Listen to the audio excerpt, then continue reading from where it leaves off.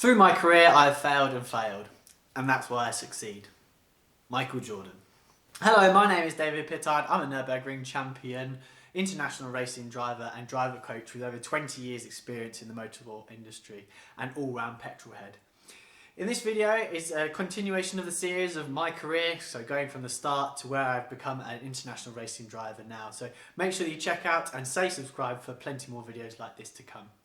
Today I'm going to talk to you about my first shunt, my first big crash in a racing car, which came in 2011, how it happened, what it happened, how I felt and what I learned from it.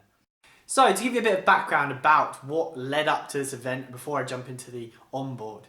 So in 2011 I was competing in the Sports 2000 series. The Sports 2000 series is a 1990s radical type thing. It's almost like a Formula Ford with bodywork.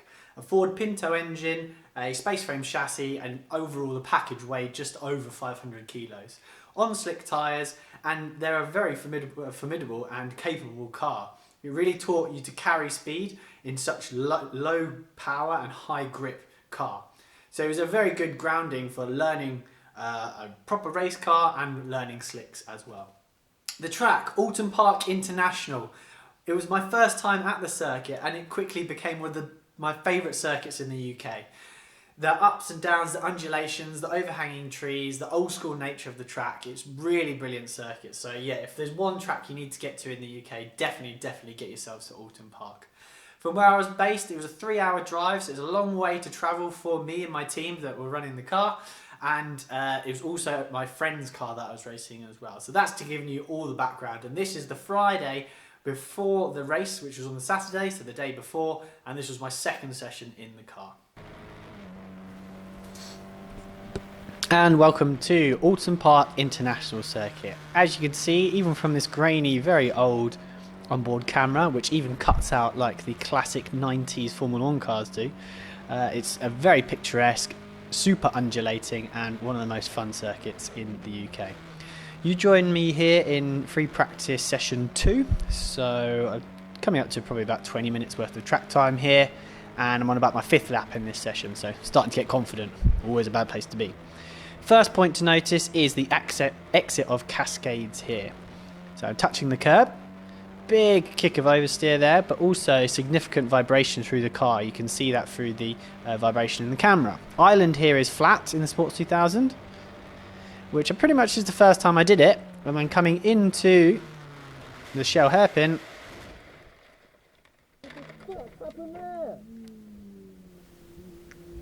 I'm pretty sure I explained. So walking you back through those number of events which led to the incident which occurred. So Cascades, touching the curb here. This curb, certainly back in 2011, it's definitely changed quite significantly since then, was very aggressive. As a result, that caused a little slide with the car. That was okay, not too bad. However, the significant vibration that came through the stiff racing chassis onto the racing brakes called what's called pad knockoff. Pad knockoff is where the vibration from a curb strike or general bumps in the road, or sometimes just between corners, from the vibrations from the engine, etc., the pads will rattle away from the disc itself, which means that there is an increased gap between the pad and the disc the next time you then go and hit the brakes. So a kick of oversteer, no real dramas there. Didn't help that Island was now flat for me as I was building my confidence, getting used to the aero and the grip of the slick tyres. But then braking for the shell hairpin, that does happen at the right point. I mean, I hit the brake pedal at the same point here.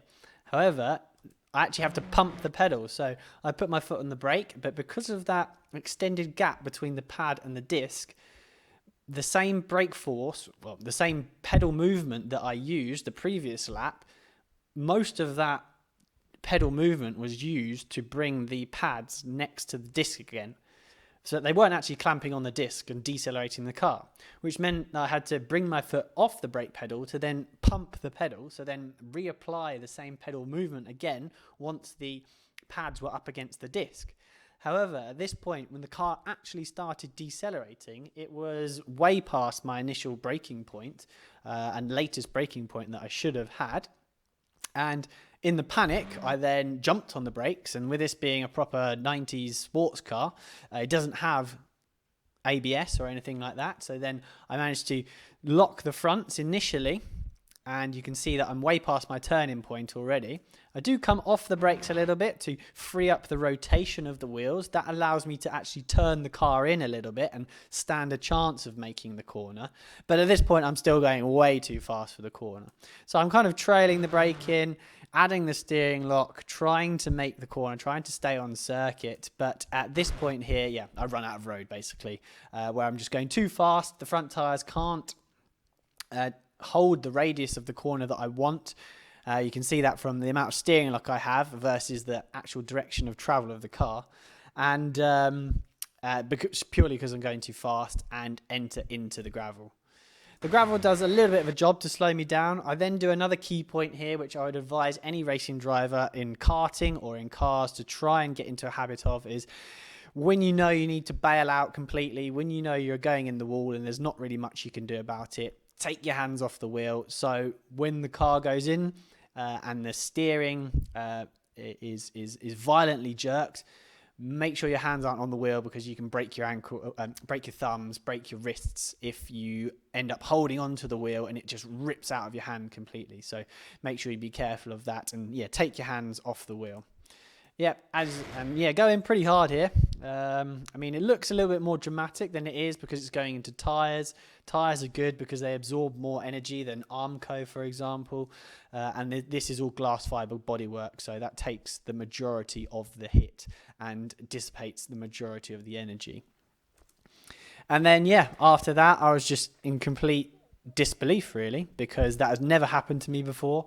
And I didn't know what happened. I didn't even know what brake knockoff was.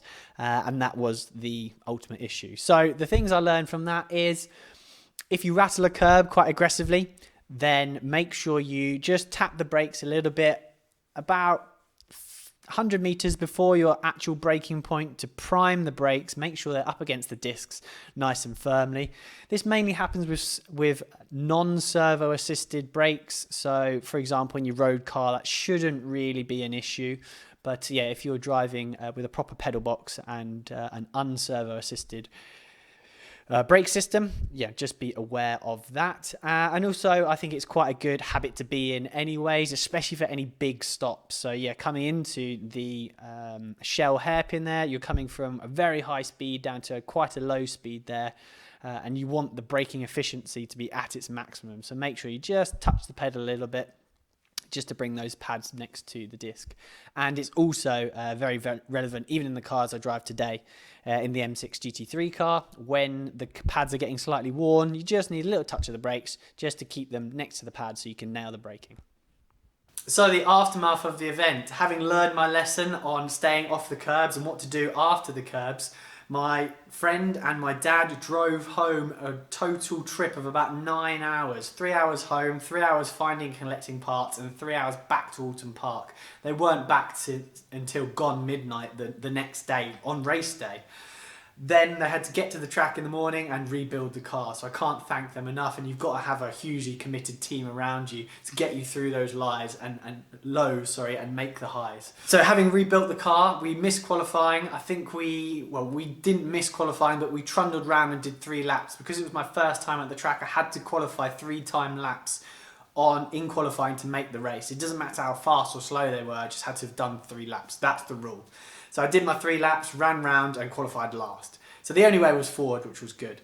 We then had to continue prepping the car, basically going into before the race. However, we managed to get, in the panic to make the race, we managed to get a little bit of air in the brake line, which meant that the race was pretty sketchy. I managed to get just outside the top 3. However, it had a couple of off-track moments where, yeah, the air in the system caused a very long pedal going into some of the bigger stops, like the chicane. Took a couple of trips across the grass, and in the end just had to kind of nurse the car home and not really fight for any more positions. I think we finished in the top 5, which was okay. We scored okay championship points, but yeah, unfortunately it was a bit of a weekend to forget. So what I learned that day, and as well as a lot of other things I learned over my 20 years of experience, can be applied to you guys. If you're intimidated about finding the limit, finding out what could happen beyond the limit, finding out what could happen, then please get in contact. Working with a coach will allow you in a safe and controlled environment to practice finding the limit, exceeding the limit in a controlled way so that you understand it more and become less intimidated by it. So make sure you check out my website, davidpittard.co.uk, and drop me a line on there if you wish to book a coaching day. So thank you very much for watching. I hope that you learned something from my incident and you can apply this and it keeps you out of trouble when you get on track. If you want to see more videos like this, make sure you give it a like and make sure you stay subscribed to the channel. For more cool content, check out down here for when I actually did well at Alton Park, when I managed to win my first British GT race, this classic on board here, and then stay subscribed up here. Until next time, bis dann. Ciao, ciao.